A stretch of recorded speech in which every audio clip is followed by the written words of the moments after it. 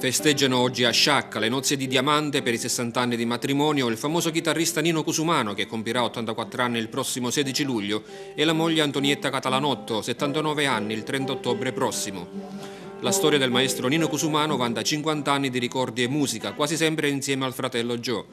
Comincia a suonare con il trio Bonsignore nelle feste in casa e in campagna a domicilio dei contadini. In seguito ha fatto parte dell'orchestra I Gatti Selvaggi di Carlo Verde e poi ancora dell'orchestra di Agrigento con Pasquale Gallo, Sasà Grece e Pippo Flora, dell'orchestra di Castelvetrano, dell'orchestra di Mazzara del Vallo con Giattino al sax e infine dell'orchestra Cicino di Sciacca, alla quale hanno preso parte moltissimi bravissimi musicisti saccensi.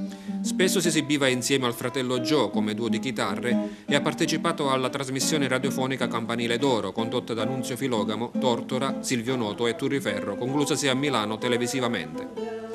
Con l'aiuto del trombettista Giovanni Mondino ha suonato col grande complesso americano di Pérez Prato in tournée per teatri del Settentrione.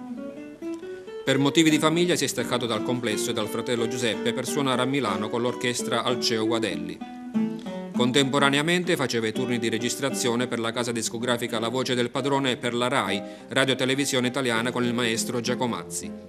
Ha inoltre suonato con l'orchestra del maestro pianista grande e nobile Gelnini di Monza, insieme al grande batterista Battaglioli in tournée a Firenze, Napoli e Roma, con l'orchestra Piero Spairani per 6 stagioni a Sirmione, nel lago di Garda, con il trio Dino Molteni, ha suonato anche ad Abano Terme e in Olanda a Rotterdam.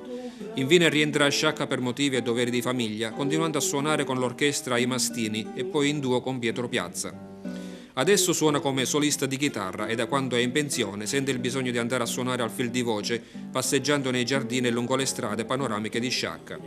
Sinceri e infiniti auguri ad Antonietta Catalanotto e al maestro Nino Cusumano per aver raggiunto la bellissima meta dei 60 anni di matrimonio, le nozze di diamante.